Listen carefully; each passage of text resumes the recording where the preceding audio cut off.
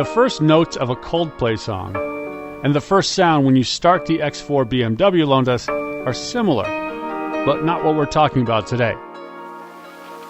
Jay? Neither is the scribble reading navigation, the rare these days CD player, camera and radar parking help, LED headlights, Backfired spectacularly and on newsreader that Thursday's makes me sound good. conservative party. We're talking about power.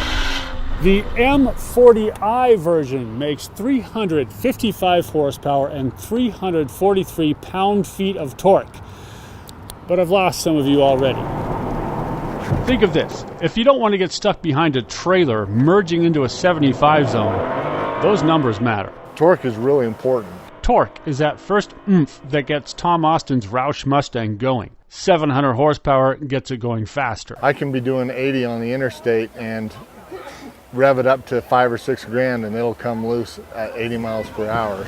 Preferences change off-road. It all depends on what a person's trying to do. If they want to go slow, then you want torque, because the torque is going to just take you up nice and easy.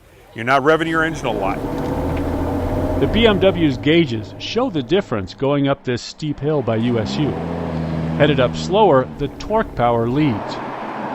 Go faster and horsepower is right behind.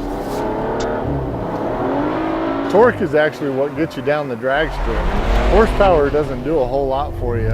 I don't know why we talk about horsepower numbers more. I think it's just maybe a stigma that was placed on us years ago that that's kind of the cool thing. The X4 makes plenty of both, but now you know which one's cooler. Brian Champagne, Fox 13's Car Critic.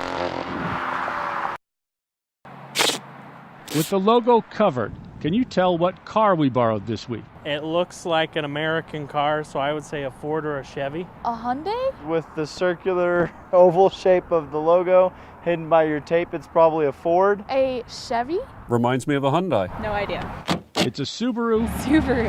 Impreza. Impreza, okay. I can kind of see that now. This doesn't look like a Subaru. It doesn't look like a Subaru that I've ever seen. Yeah, it's kind of a new look. I own a 2012 Subaru and it doesn't look near as fast or as stylish as this one. It's the first Impreza built in the US.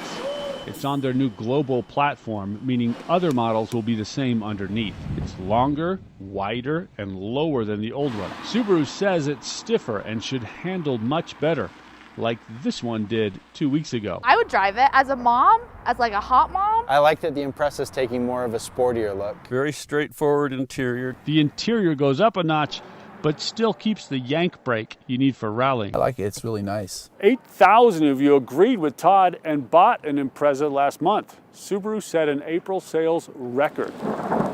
Something few companies are doing, rain or shine. But for Subaru, mostly rain. Brian Champagne, Fox 13's Car Critic. Planes, floating, and shuttles are what you expect at the airport. And the Mercedes Metris we borrowed fits right in as a basic utility hauler. No cruise control and rubbery floors. The Metris might be bound for a lot more than just airport shuttle and work duty. What makes me say that? A previous German utility van. Like the old Volkswagen bus, it was invented for work, but people started having fun in them, and that's what we remember.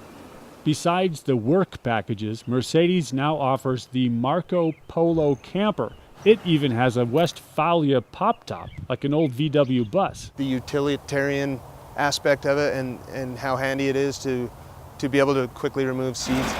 Brian and Kathy Thompson saw some similarities, and you can't get more into vintage VW than these two. That's all we have is air-cooled Volkswagen, so we use ours on a daily basis.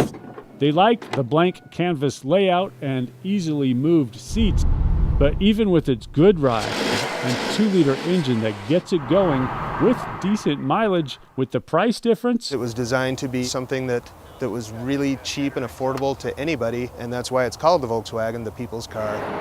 turn signal difference, and the popularity factor. In this versus my Volkswagen bus, you'll never get a thumbs up or a wave. They won't take it in their cool German hauler club. There's nothing like a vintage Volkswagen bus. Brian Champagne, Fox 13's Car Critic.